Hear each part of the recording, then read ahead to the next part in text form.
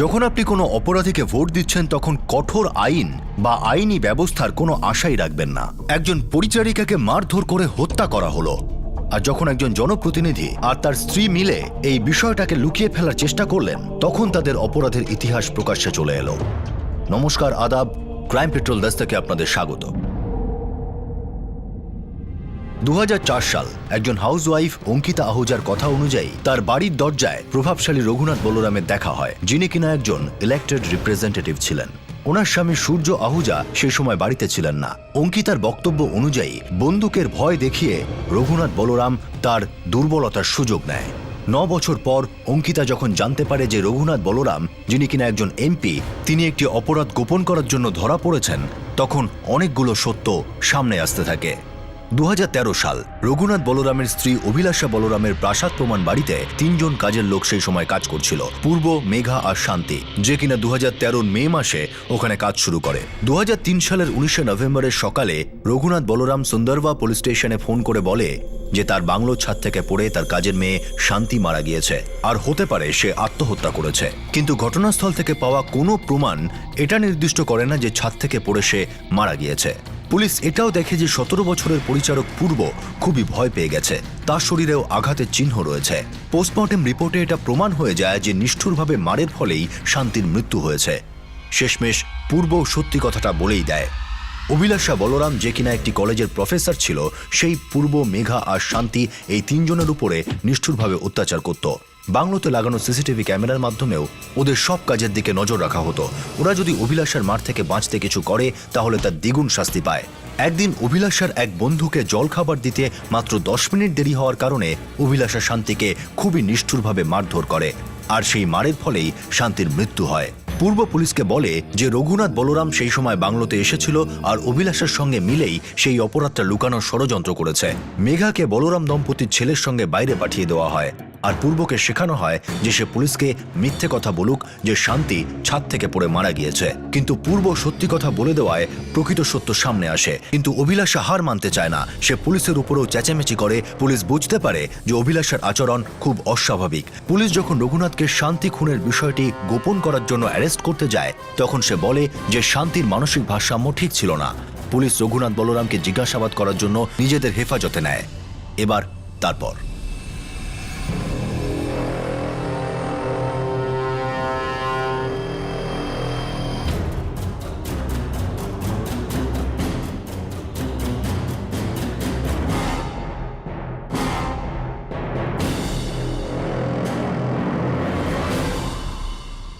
আমি খুব পরিষ্কারভাবে আপনাকে বলছি যে যা কিছু আমাদের বাড়িতে হয়েছে তার জন্য আমি দায়ী নই। আমাকে আমার স্ত্রী কাজের মেয়েটার মৃত্যুর কথা বলেছিল, আর আমি সঙ্গে সঙ্গে আপনাকে জানিয়েছি। একজন ভালো নাগরিক আর জনপ্রতিনিধি হবার সুবাদে এটা আমার দায়িত্ব ছিল। এই ঘটনাটার খবর আমি পুলিশকে দিই এবং আমি আমার দায়িত্ব পালন করেছি। স্যার, আপনি ঘটনার ব্যাপারে আমাদের সত্যিটা বলেননি, বরং আমাদের কাছে সত্যিটা লুকিয়েছেন। আপনি অপরাধটাকে ঢাকতে চেষ্টা করেছেন। আমি আপনাকে সেটাই বলেছি, আমার স্ত্রী আমাকে যেটা বলেছিল। এবার কোনটা সত্যি কোনটা মিথ্যে আমি সেসব জানি না। দেখুন, আমি কোনো ভগবান নই, আর কোনো ইনভেস্টিগেশন এজেন্সিও আমি খুলে রাখিনি। রঘুনাথবাবু, আপনি যখন বাংলোয় পৌঁছুন আপনি পুরোটা জানতেন। আপনি খুব ভালো করেই জানতেন যে আপনার স্ত্রী শান্তিকে খুব খারাপভাবে মেরেছে, এতটাই খারাপভাবে যে সে মারা গেছে। তখন আপনি এই খুনটাকে একটা দুর্ঘটনা বা আত্মহত্যা বলে প্রমাণ করবার চেষ্টা করলেন। মিথ্যে, এটা সম্পূর্ণ মিথ্যে। আসুন মিসেস অভিলাষা বলরাম, আপনি যেটা পুলিশকে বলেছেন সেটা একবার আপনার স্বামীকেও বলে দিন। আরে এ কি বলবে? এর জন্য আমি অনেকদিন ধরেই সমস্যার মধ্যে আছি। ওর মাথা গরম, কখন কি করে বসবে কেউ জানে না। ওর মানসিক অবস্থাটা ঠিক নেই, অ্যাবনর্মাল। আমার কথা বিশ্বাস না হলে আমার উকিলের সঙ্গে কথা বলতে পারেন। নিষ্ঠুরতা আর মানসিক অত্যাচারের ভিত্তিতে আমি কোর্টে এর বিরুদ্ধে বিচ্ছেদের মামলা ফাইল করেছি। মিথ্যে, মিথ্যে কথা এটা। ও জানতো যে শান্তি মারা গেছে। অ্যাকচুয়ালি স্যার, ওই শান্তি না কোনো কাজই ঠিক করে করতে পারতো না। ওর তো কোনো রকম টাইম জ্ঞানই ছিল না। আসলে কোনো কাজের লোকেরই এই বোধটাই থাকে না। ওদের বোঝাতে হয়, সোজা করতে হয়। আর যখন শান্তির ব্যাপারে আমি ওকে বললাম যে ও মারা গেছে, তখন ও আমাকে বলল যে আমরা পুলিশকে এটা বলবো যে ও ছাদ থেকে পড়ে মারা গেছে। কখন? বাজে কথা বলছে। আচ্ছা, আমি বাজে কথা বলছি? তাহলে আপনি জিজ্ঞেস করুন ওকে, মেঘাকে কোথায় পাঠিয়েছে ও, জিজ্ঞেস করুন। স্যার, মেঘা কোথায়? আমি জানি না। রঘুনাথ বাবু, আপনাদের চাকরের বয়ান রয়েছে আমাদের কাছে, আমরা এফআইআরও করেছি। ভালো হয় যদি আপনি বলে দেন মেঘা কোথায়, নয়তো আমাকে আপনার বিরুদ্ধে কিডন্যাপিং এর চার্জ লাগাতে হবে।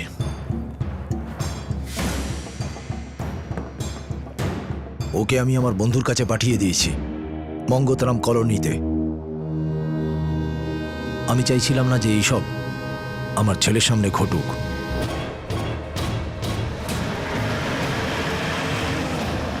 আমি তো এই ব্যাপারে কিছুই জানতাম না। রঘুনাথ বাবু মেঘা আর ওনার ছেলেকে এখানে পাঠিয়েছিল, আর আমাকে বলেছিল ওদের কিছুদিন দেখাশোনা করতে। আমি আজকেই পেপারে এই খবরটা পড়লাম। আপনার পুলিশে খবর দেওয়া উচিত ছিল।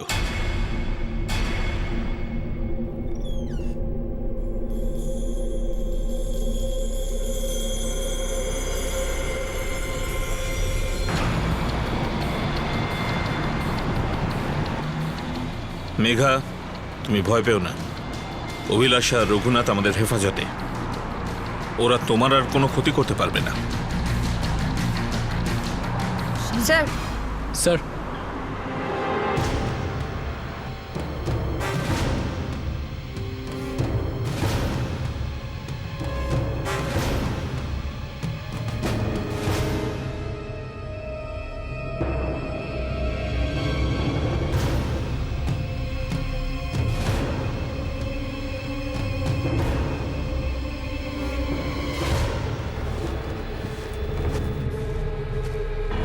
খুব খারাপভাবে আহত হয়েছে, আর দেখে তো মনে হচ্ছে কিছু খায়ও নি। যার বাড়িতেও কাজ করতো সেই ওর এই অবস্থা করেছে। এটাই ভালো হবে যে ওকে হসপিটালে অ্যাডমিট করা হোক আর ভালো করে চিকিৎসা করা হোক। হসপিটালে ওর কাছে কয়েকটা কনস্টেবল রাখো। আমাদের মেঘার পূর্বকে নিরাপত্তা দিতে হবে, এরা অত্যন্ত ভয়ঙ্কর আর নির্দয়। আর হ্যাঁ, অভিলাষা যে কলেজে পড়ায় তুমি গিয়ে সেখান থেকে ডিটেল বার করো। Yes sir.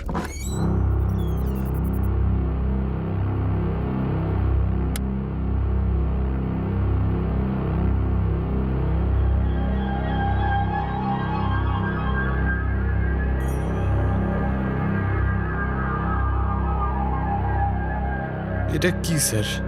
এখন আপনি বলছেন যে মাকে খুন করা হয়েছে? হ্যাঁ রমেশ, তোমার মাকে খুন করা হয়েছে। গত 8 মাস ধরে উনি যে বাড়িতে কাজ করতেন সেখানে ওনাকে খুব মারধর করা হতো। আমি আপনাকে আগেই বলেছিলাম, মা যবে থেকে দিল্লিতে এসেছে আমার সঙ্গে কোনো কথা হয়নি স্যার। উনি কথা বলবেন কি করে? ওনার মোবাইল নিয়ে নেওয়া হয়েছিল, ওনার সঙ্গে জানোয়ারের মতো ব্যবহার করা হতো। দেখুন স্যার, আমি এসব ঝামেলায় পড়তে চাই না। আমি গরিব লোক স্যার, নিজের পরিবারকে সামলাতে হবে। রমেশ, উনি তোমার মা, ভয়ঙ্কর লোকেদের হাতে পড়েছিলেন, এটা কোনো ঝামেলা নয়।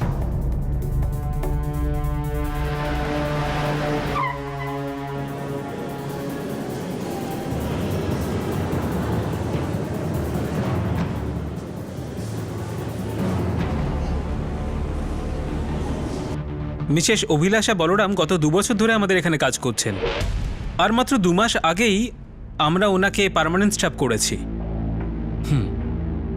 আচ্ছা, কখনো কি এটা আপনাদের মনে হয়েছিল যে ওনার মানসিক অবস্থা ঠিক নেই? আমি বলতে চাইছি, কোনো স্টুডেন্টের সঙ্গে কোনো খারাপ ব্যবহার? আগে না, কখনো এরকম কোনো অভিযোগ আসেনি। বরং আমরা তো এই সমস্ত কথা শুনে খুব অবাক হয়ে গেছি।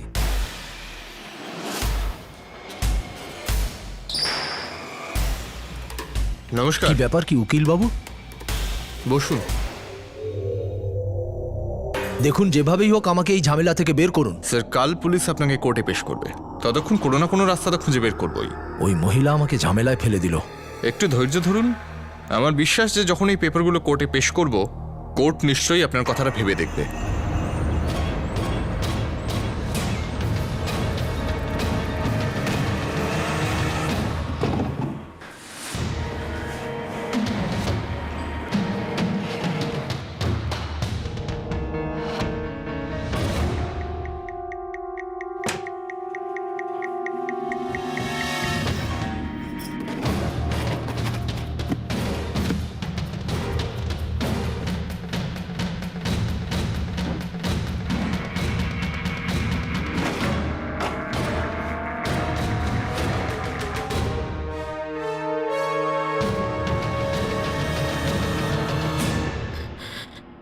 আমার স্বামী আমাকে ছেড়ে দিয়েছে, তারপর আমি টাকা রোজগারের জন্য লোকের বাড়ি কাজ করতে থাকি। একটা এজেন্সি আমাকে এখানে কাজ করতে পাঠায়। আমি জানতাম না যে আমাকে এরকম একটা নরকে থাকতে হবে। মেঘা, তুমি ভয় পেও না, আমরা ওদের নিশ্চয়ই শাস্তি দেব। ওদের বিরুদ্ধে মামলা করবার জন্য তোমার বয়ান দরকার। যা কিছু তোমার সঙ্গে হয়েছে সেসব আমাদের বলো।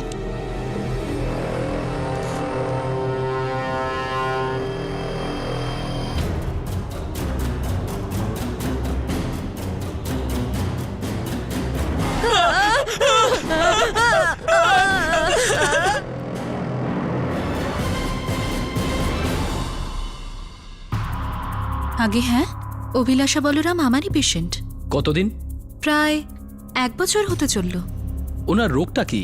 অ্যাঙ্গার ম্যানেজমেন্ট আর অ্যাগ্রেসিভ বিহেভিয়ার, এই দুটো প্রবলেম। এতে পেশেন্টের মস্তিষ্কে রাগ এমনভাবে দানা বাঁধে যাতে পেশেন্ট কন্ট্রোল হারিয়ে ফেলে, আর এই অবস্থায় সে সবকিছু করতে পারে। এর মানে ও ভায়োলেন্টও হতে পারে? হ্যাঁ, নিশ্চয়ই। আমি কি ওনার ট্রিটমেন্টের পেপারস দেখতে পারি? আগে হ্যাঁ, এমনিতে যা কিছু হয়েছে সে বিষয়ে আমি নিউজ পেপারে পড়েছি।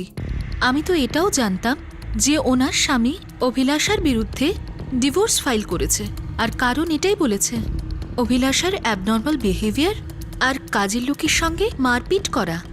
আর হ্যাঁ, যাতে এক কাজের লোকের মৃত্যুর কথা বলা আছে ওনার আরেকটা বাড়িতে।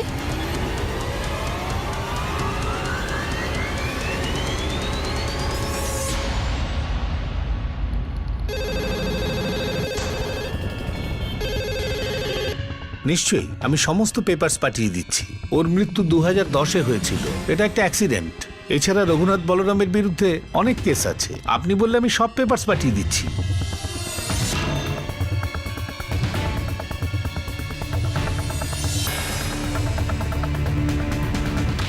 মানে পূর্বর এখন 17 বছর বয়স। হ্যাঁ স্যার। অসীম, কাল আমাদের পূর্বকে কোর্টে পেশ করতে হবে। তারপর আমি চাই যে তুমি ওকে নিয়ে বাড়িতে ফিরে যাও। স্যার, আমি এখানে এসেছিলাম কারণ আপনি ও স্কুলের সার্টিফিকেটটা চেয়ে পাঠিয়েছিলেন। আমি খুব গরিব মানুষ স্যার, অনেক কষ্টের দিন চলে আমার। অসীম, পূর্ব তোমার ছোট ভাই। আমি জানি স্যার, কিন্তু আমার অবস্থা এতটাই খারাপ যে আমি শুধু এটুকুই বলতে পারি যে আমি চেষ্টা করতে পারি।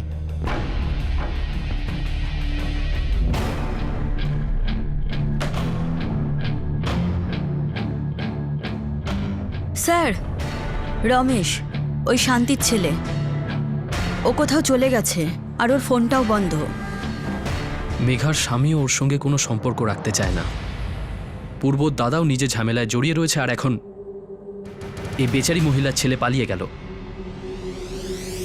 হতে পারে কেউ ওকে হুমকি দিয়েছে। স্যার, এই কাগজগুলোই নীলেশ কুমারের, যে রঘুনাথ বলরাম আর অভিলাষা বলরামের আরেকটা বাংলোতে কাজ করত।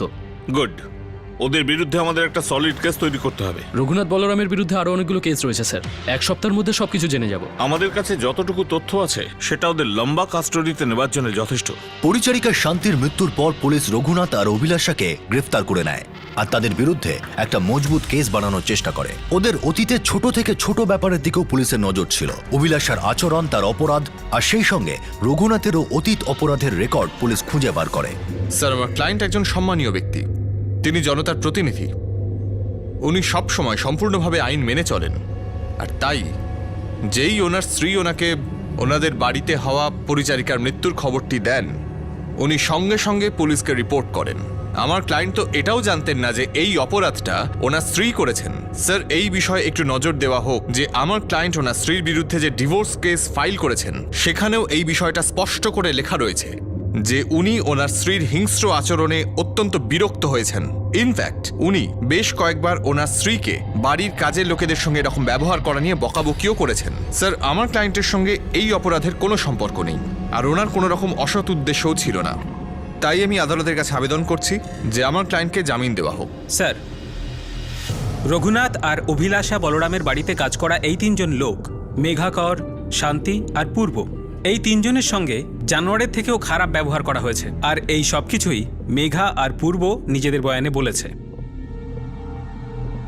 স্যার, এটা একেবারেই অসম্ভব যে মিস্টার রঘুনাথ বলরাম এই ঘটনাটা সম্পর্কে কিছুই জানতেন না।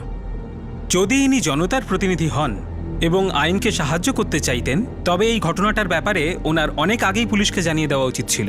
আর যেখানে উনি এটা দাবি করছেন যে ইনি নিজের স্ত্রীর অত্যাচারের বিষয়ে কিছুই জানতেন না, তাহলে এই হলো কল রেকর্ডস। এর থেকে পরিষ্কার বোঝা যাচ্ছে যে 19শে নভেম্বর 2013 সকালে উনি ওই বাংলোতেই ছিলেন যেখানে এই ঘটনাটা ঘটেছে। তো স্যার, এটা পরিষ্কার যে এই ঘটনার ব্যাপারে ইনি আগেই জেনে গেছিলেন। তাহলে ওনার কথা মিথ্যে প্রমাণিত হলো যে এই ঘটনার খবর ফোনে পেয়েছিলেন। এটা ছাড়াও ইনি কোর্টে ডিভোর্স পিটিশন ফাইল করেছেন। এর থেকে পরিষ্কার বোঝা যায় যে ইনি এনার স্ত্রীর অদ্ভুত এবং হিংস্র প্রকৃতির ব্যাপারে আগে থেকেই জানতেন। আর এমনকি নীলু, মানে ওই বাড়িতে কাজ করা চাকর নীলেশ, যার মৃত্যু ঘটেছিল, তার অটোপসিও বার করা হয়নি। ওনার দাবি হলো যে এই ঘটনার পেছনেও ওনার স্ত্রীরই হাত ছিল। আমাদের কাছে সমস্ত প্রমাণ আছে যে এই সমস্ত ঘটনার ব্যাপারে উনি আগে থেকে জানতেন, কিন্তু উনি নিজের স্ত্রীকে বাঁচাচ্ছিলেন। আর স্যার, এটাও হতে পারে যে রঘুনাথ বলরাম নিজের ক্ষমতার অপব্যবহার করে সাক্ষীদের ওপর চাপ সৃষ্টি করার চেষ্টা করবেন। আমার কোর্টের কাছে বিনীত অনুরোধ, এই সমস্ত কথাগুলোকে মাথায় রেখে রঘুনাথ বলরামের পুলিশ রিমান্ড বাড়ানো হোক। এই কোর্ট রঘুনাথ বলরাম আর অভিলাষা বলরামের জামিনের আর্জি নামঞ্জুর করছে আর এদের 14 দিনের জন্য হেফাজতে নেবার আদেশ দিচ্ছে।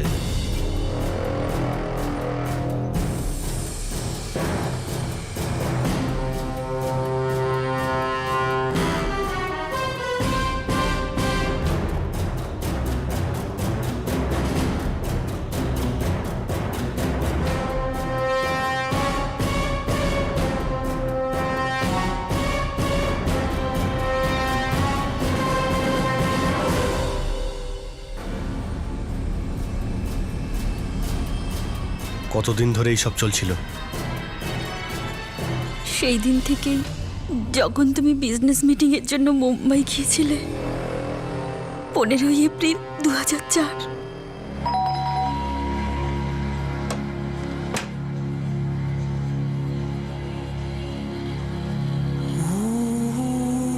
তারপর থেকে ও 2-3 দিন বাদে বাদে বাড়ি চলে আসতো।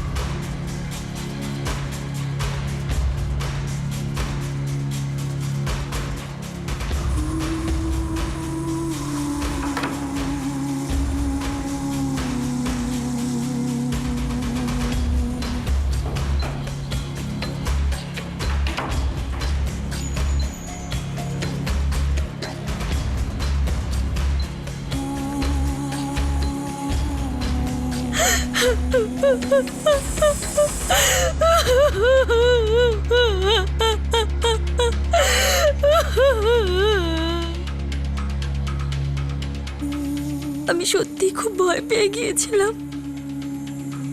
আমার সবসময় এটাই ভয় করত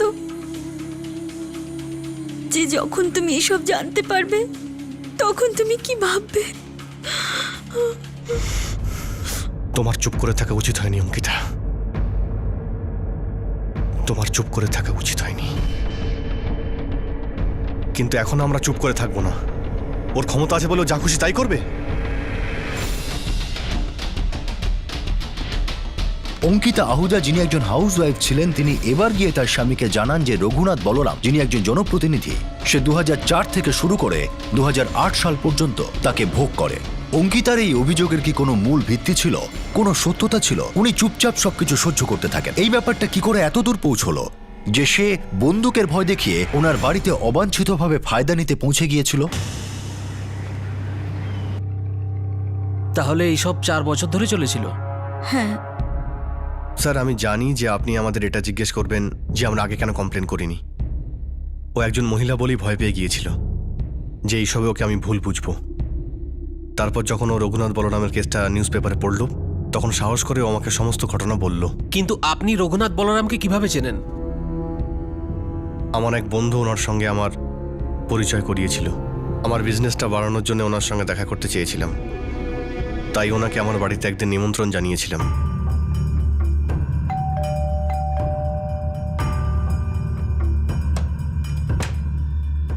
আরে রঘুনাথ বাবু, নমস্কার। নমস্কার।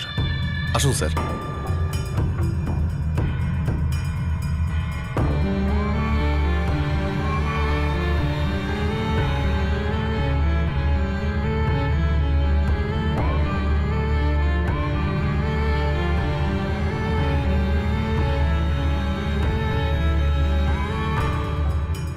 স্যার, আমি এটা ভাবতেও পারিনি যে ওই নোংরা লোকটা আমি শহরে না থাকায় এরকম একটা সুযোগ নেবে আর আমার বাড়িতে পৌঁছে যাবে। আমি তো এটাও বুঝতে পারছি না যে ও কি করে জানতো যে আমি শহরের বাইরে গিয়েছি।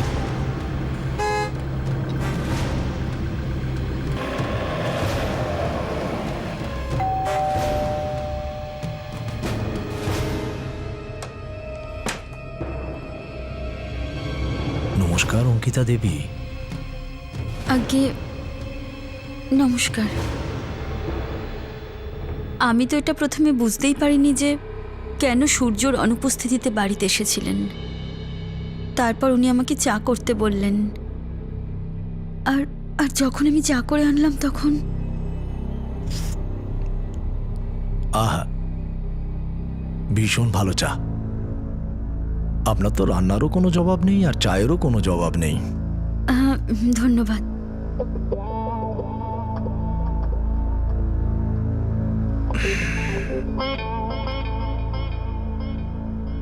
অঙ্কিতা দেবী, আপনার স্বামী খুব ভালো মানুষ। আমি চাই সে অনেক উন্নতি করুক, ব্যবসায়ও এগিয়ে যাক। হ্যাঁ, থ্যাংক ইউ। আপনি এটা ভাবতেও পারবেন না আমি ওনাকে কোথা থেকে কোথায় পৌঁছে দিতে পারি, মানে একদম জমি থেকে তুলে আকাশে, এইভাবে। শুধু যদি আপনি একটু কোঅপারেট করেন তো। কোঅপারেট? আমি ঠিক বুঝলাম না। এতে বোঝবার কি আছে? আপনি এত সুন্দরী, আপনি তো জানেন তাই না, আমি আপনার স্বামীকে সব দিক থেকেই সাপোর্ট করব। শুধু যদি আপনিও আমাকে একটু সাপোর্ট করেন তো। রঘুনাথ বাবু, এসব কি বলছেন আপনি? দেখুন, আমি ওই টাইপের মহিলা নই, আর এই ধরনের কথা আমার একদম ভালো লাগে না। আসলে আমার ঘুরিয়ে ফিরিয়ে কথা বলার অভ্যেস নেই, তাই পরিষ্কার করেই বলছি, আমার সাথে শুতে হবে। তারপরে দেখো তোমার আর তোমার পরিবারের খুশির জন্য আমি কি করতে পারি। এত খুশি আসবে যে তুমি কল্পনাও করতে পারবে না। আমি ওনাকে বাড়ি থেকে চলে যেতে বলি, কিন্তু উনি বারবার আসেন। আর তারপর একদিন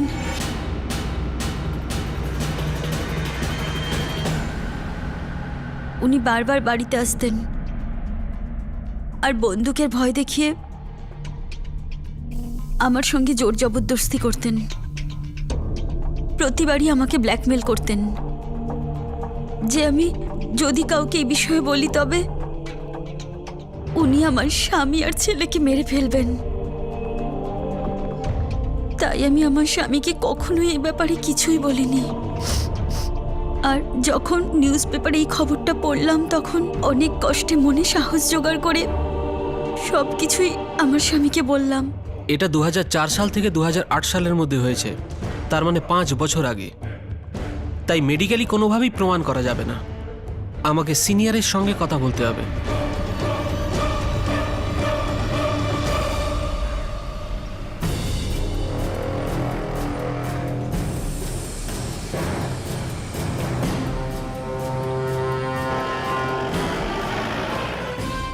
এইসব একদম সত্যি নয়, সম্পূর্ণ মিথ্যে। আমার বিরোধীরা পরিস্থিতির সুযোগ নিয়ে আমাকে ফাঁসানোর চেষ্টা করছে। আর এই মহিলা যার কথা আপনি বলছেন, একে আমি চিনিও না। এইসব সেই সোসাইটির এন্ট্রান্স রেজিস্টার যেখানে আহুজা দম্পতি থাকে। 2004 থেকে 2008 পর্যন্ত আপনি বহুবার এখানে এন্ট্রি করেছেন। মনে নেই, হয়তো অন্য কারোর সঙ্গে দেখা করতে গেছিলাম। এখানে তো লেখাই আছে কার সঙ্গে দেখা করতে গিয়েছিলেন? সূর্য আহুজা। আপনি তো লিখেছেন। কার ইশারায় কাজ করছো তুমি? এগুলো সব নকল না? মন গড়া সব গল্প বানিয়ে আমাকে বদনাম করার চেষ্টা করা হচ্ছে। কি সব মিথ্যে অভিযোগ আনছো আমার বিরুদ্ধে? তুমি কি জানো আমি কে? আমি একজন এমপি, আর তুমি একজন মেম্বার অফ পার্লামেন্টকে বিরক্ত করছো। খুব পস্তাবে তুমি। আমি প্রতিবেশীদের কাছে খবর নিয়েছি। আহুজা দম্পতিদের কথা সত্যি মনে হচ্ছে। এদের কোনো কারণই থাকতে পারে না রঘুনাথ বাবুর বিরুদ্ধে মিথ্যে অভিযোগ করার। স্যার, আমার তো মনে হচ্ছে খবরের কাগজে বেরোনো রিপোর্টটা পড়ার পর ওর বিরুদ্ধে কথা বলার সাহস হয়েছে এদের। ঠিক আছে, এফআইআর ফাইল করে দাও। স্যার, একজন পরিচারিকার মৃত্যুর জন্য অভিলাষা বলরাম আর রঘুনাথ বলরামকে অ্যারেস্ট করা হয়েছিল। এই কেসটা সামনে আসাতে রঘুনাথ বলরামের আরও একটা বড় অপরাধ প্রকাশ্যে আসে, যেটা সে 5 বছর আগে ক্রমাগত 4 বছর ধরে করেছে। কিন্তু ওর অপরাধের ইতিহাস কি শুধুমাত্র এইটুকুই? এই জনপ্রতিনিধির বিরুদ্ধে কি আরও কোনো নির্মম অপরাধ প্রকাশ্যে আসা বাকি আছে? Welcome to Bitten world. How may I assist you? নতুন ফ্ল্যাটের জন্য একটা স্ট্যান্ড ফ্যান আর কুলার নেব। এই পচা গরম থেকে একটু স্বস্তি চাই। বাজার চলতে সব ব্র্যান্ড আর ভরসাযোগ্য নয়। তার জন্য তো আমাদের ফ্যান আছে, all purpose bullet table fan, ceiling fan. আমাদের সিলিং ফ্যান কিন্তু 30 মাসের ওয়ারেন্টি সহ পাওয়া যায়। আছে ফারাটা 2 বছরের ওয়ারেন্টি, 17 থেকে 20 মিটার এয়ার ফ্লো। মধ্যবিত্তের সাধ্যের মধ্যে একমাত্র ভরসাযোগ্য ব্র্যান্ড বিটেন। আমাদের কুলারের কিন্তু অনেক range, 45 litres, 50 litres, 70 litres, 90 litres, 110 litres. Honeycomb সহযোগে বিটেনের সব কুলারের ওয়ারেন্টি 1 বছর। চেনা হাওয়ায় অচেনা অনুভূতির জন্য একমাত্র আদর্শ বিটেন। গরমে স্বস্তি পেতে বিটেনের ফ্যান হোক বা কুলার, আজই আনুন বাড়িতে। Beaten, digitally yours.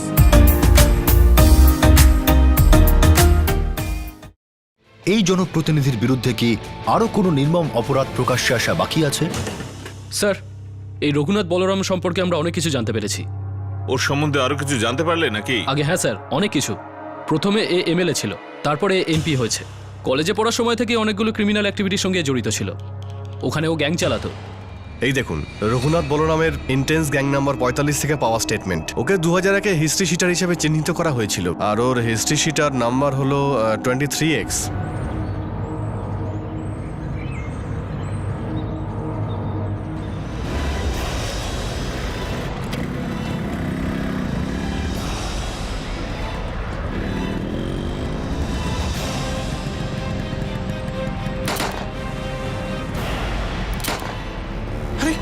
Sir sir, কি হলো? কি হয়েছে স্যার? কি হলো?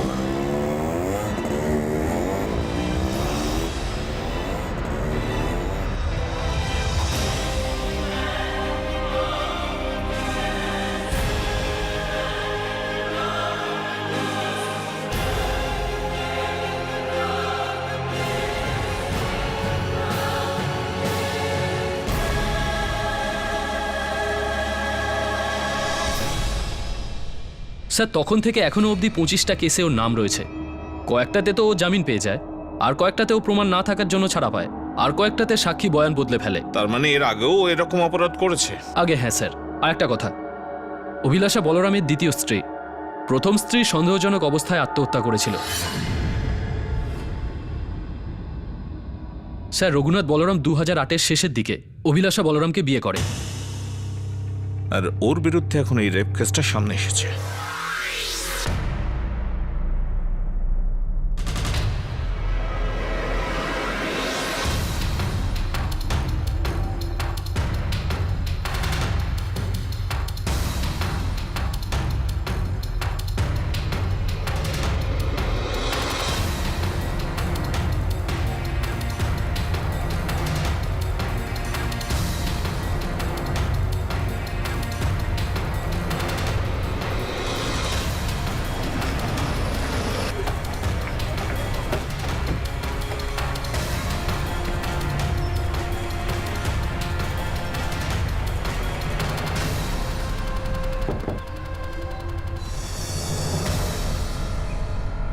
আগে রমেশ মণ্ডল, উনি তো ভেতরে।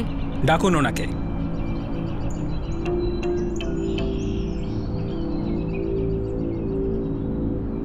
তুমি ওখান থেকে তোমার মায়ের লাশ না নিয়েই চলে এলে? আমি কি করতাম স্যার, উনি প্রথমে ফোনে বললেন আমার মায়ের একটা দুর্ঘটনা হয়েছে, তারপর আমি ওখানে গিয়ে শুনলাম যে আমার মাকে খুন করা হয়েছে।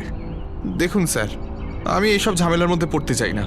আর তাছাড়াও গত 8 মাস ধরে আমার সঙ্গে মায়ের কোনো যোগাযোগই ছিল না স্যার। তোমাকে একবার এক্ষুনি রিপোর্ট করতে হবে। তোমার মায়ের লাশ এখনো মর্গে পড়ে আছে। দেখুন স্যার, এরকম করবেন না, আমার পরিবার আছে এখানে, আমি গরিব লোক স্যার, একটু দয়া করুন। তোমাকে এক্ষুনি আমাদের সঙ্গে যেতে হবে।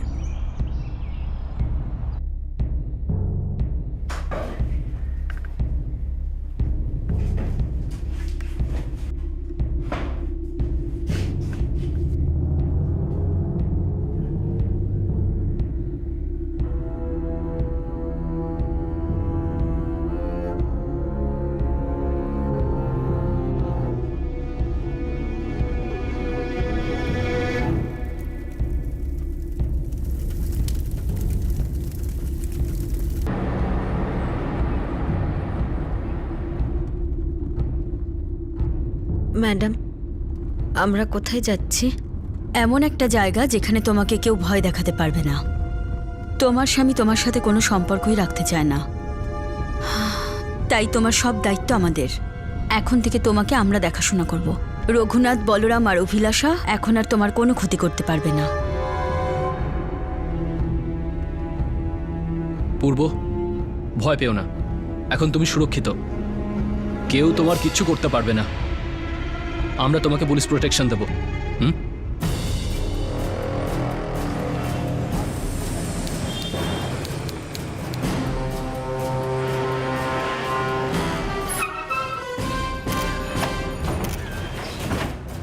স্যার, আপনার বিরুদ্ধে যে অভিযোগ আনা হয়েছে সে বিষয়ে আপনি কি বলবেন? বিরোধীদের চক্রান্ত, ওরা এরকম কেন করবে? কারণ ওরা আমাকে ভয় পায় আর আমি সত্যের লড়াই লড়ি, আর আমার সাথে বহু সাধারণ মানুষের সমর্থন রয়েছে, তাই আমার বিরুদ্ধে মিথ্যে অভিযোগ আনা হয়েছে। দেখুন, আমি ওদের সবাইকে এটা বলে দিতে চাই যে প্রতিবারের মতো এবারেও আমি জয়ী হয়েই ফিরব। Welcome to Bitten world. How may I assist you? নতুন ফ্ল্যাটের জন্য একটা স্ট্যান্ড ফ্যান আর কুলার নেব। এই পচা গরম থেকে একটু স্বস্তি চাই। বাজার চলতে সব ব্র্যান্ড তো আর ভরসাযোগ্য নয়। তার জন্য তো আমাদের ফ্যান আছে, all purpose bullet table fan, ceiling fan. আমাদের সিলিং ফ্যান কিন্তু 30 মাসের ওয়ারেন্টি সহ পাওয়া যায়। আছে ফারাটা 2 বছরের ওয়ারেন্টি, 17 থেকে 20 মিটার এয়ার ফ্লো। মধ্যবিত্তের সাধ্যের মধ্যে একমাত্র ভরসাযোগ্য ব্র্যান্ড বিটেন। আমাদের কুলারের কিন্তু অনেক range, 45 litres, 50 litres, 70 litres, 90 litres, 110 litres. Honeycomb সহযোগে বিটেনের সব কুলারের ওয়ারেন্টি 1 বছর। চেনা হাওয়ায় অচেনা অনুভূতির জন্য একমাত্র আদর্শ বিটেন। গরমে স্বস্তি পেতে বিটেনের ফ্যান হোক বা কুলার, আজই আনুন বাড়িতে। Beaten, digitally yours. আর আমার সাথে বহু সাধারণ মানুষের সমর্থন রয়েছে, তাই আমার বিরুদ্ধে মিথ্যে অভিযোগ আনা হয়েছে। দেখুন, আমি ওদের সবাইকে এটা বলে দিতে চাই যে প্রতিবারের মতো এবারেও আমি জয়ী হয়েই ফিরব। স্যার, আমার ক্লায়েন্ট রঘুনাথ বাবু এবং অভিলাষা দেবী পুলিশি তদন্তে সম্পূর্ণ সহযোগিতা করেছেন। এখনো পর্যন্ত চার্জশিট ফাইল করা হয়নি, আর তাই আদালতের কাছে আমার অনুরোধ যে ওনাদের জামিনের আবেদন মঞ্জুর করা হোক। আর আমার ক্লায়েন্টের বিরুদ্ধে যে রেপের কেস রয়েছে সেটাও ভিত্তিহীন। ওনার একটি 4 বছরের ছেলে রয়েছে, বাচ্চাটি এখন আমার ক্লায়েন্টের বন্ধুর বাড়িতে নিজের মা বাবাকে ছাড়াই রয়েছে। আদালতের কাছে আমার এটাই অনুরোধ যে কোনো রকম সিদ্ধান্ত নেওয়ার আগে ওই বাচ্চাটির ভবিষ্যতের কথা ভেবে দেখা উচিত। স্যার, এই কেসের 2 জন অভিযুক্ত রঘুনাথ বলরাম আর অভিলাষা বলরাম নিজেদের বাড়িতে কাজ করার লোকেদের ওপর বহু বছর ধরে অত্যাচার করে আসছেন। এনাদের বাড়িতে যে ভদ্রমহিলার মৃত্যু হয়েছে তার উপরেও খুব নির্মমভাবে অত্যাচার করা হয়েছিল। এই কেসে 2 জন সাক্ষী ওনাদেরই বাড়িতে কাজ করা 2 জন চাকর। প্রসিকিউশন এটা মনে করছে যে রঘুনাথ আর অভিলাষা সমস্ত সাক্ষীদের ওপর এই চাপ সৃষ্টি করার পুরো চেষ্টা করবেন। রঘুনাথ বলরাম এই রকম প্রচুর কেস থেকে বেঁচে গেছেন, যেখানে শেষ মুহূর্তে সাক্ষী নিজেদের বয়ান থেকে সরে গেছে। এখন তো এনার বিরুদ্ধে রেপের মামলাও রয়েছে। প্রসিকিউশন এটা মনে করছে যে রঘুনাথ বলরাম সমস্ত সাক্ষীদেরই ভয় দেখানোর সম্পূর্ণ চেষ্টা করবে। 4 বছর ধরে রঘুনাথ বলরাম এদের ভয় দেখিয়ে এদের সঙ্গে অপরাধ করে গেছেন। এই কোর্ট অভিলাষা বলরামকে ওনার হিংসাত্মক ব্যবহারের হিস্ট্রির জন্য ওনার বেল অ্যাপ্লিকেশন খারিজ করলো আর জুডিশিয়াল কাস্টাডিতে রেখে ওনার চিকিৎসা করানোর আদেশ দিচ্ছে। আর ওনাদের 4 বছরের বাচ্চার কথা মাথায় রেখে এই কোর্ট রঘুনাথ বলরামকে নিজের স্ত্রীর অপরাধ আড়াল করার কেসে বেল অ্যাপ্লিকেশন মঞ্জুর করলো, কিন্তু রেপ কেসে মিস্টার রঘুনাথ বলরামের বেল অ্যাপ্লিকেশন নামঞ্জুর করা হচ্ছে আর ওনাকে জুডিশিয়াল কাস্টাডিতে পাঠানো হচ্ছে।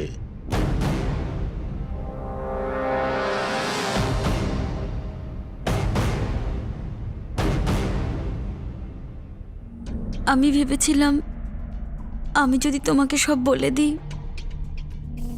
তাহলে তুমি আমার ওপর রাগ করবে আর তুমি কষ্ট পাবে যে আমার জন্য কিছু করতে পারলে না, আমাকে বাঁচাতে পারলে না।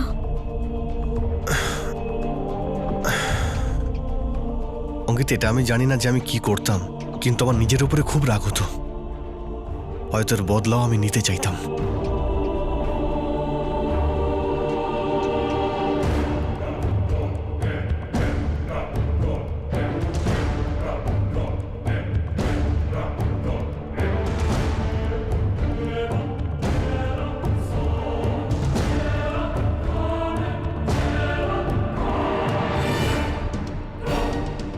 এত বছর পর সামনে আসা একটি ধর্ষণের কেসে রঘুনাথ বলরামকে জামিন দেওয়া হলো না। সে একজন প্রভাবশালী ব্যক্তি ছিল, আর সবার এই ভয়টাই স্বাভাবিক ছিল যে সে নির্যাতিতা আর সাক্ষীদের প্রভাবিত করতে পারে। কিন্তু অঙ্কিতা আহুজা কি সত্যি কোনো অপরাধের শিকার হয়েছিল? আদালতের সামনে অঙ্কিতা আহুজা নিজের বয়ান সম্পূর্ণভাবে বদলে দিল। মিসেস অঙ্কিতা আহুজা, আপনি আপনার স্বামীর উপস্থিতিতে এই কেসটা ফাইল করেছিলেন। হ্যাঁ, আপনি আপনার সঙ্গে হওয়া শোষণ আর আপনার উপর করা মানসিক নির্যাতনের উপর বয়ান দিয়েছিলেন। আগে হ্যাঁ আমি দিয়েছিলাম। কিন্তু এখন আপনি বলছেন যে রঘুনাথ বলরাম আপনার সঙ্গে কিছু করেনি। আগে আমি রঘুনাথ বাবুকে ভয় পেয়েছিলাম। উনি আমার বিবাহিত জীবনে নাক গলাচ্ছিলেন। উনি আপনার বিবাহিত জীবনের মধ্যে কিভাবে নাক গলাচ্ছিলেন?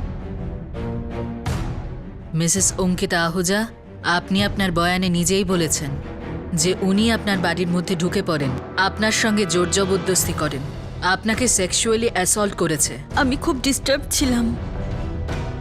2010 সালে আমার স্বামী আমাকে ডিভোর্সের নোটিশ দিয়েছিলেন। আমার আত্মীয়রা আমাকে জোর করেছিলেন এই কেস ফাইল করার জন্য। রঘুনাথ বলরাম বাবু কখনো আমাকে সেক্সুয়ালি অ্যাসল্ট করেননি, আমার সঙ্গে জোর করারও চেষ্টা করেননি। আমি ওনার বিরুদ্ধে কোনো সাক্ষী দিতে চাই না।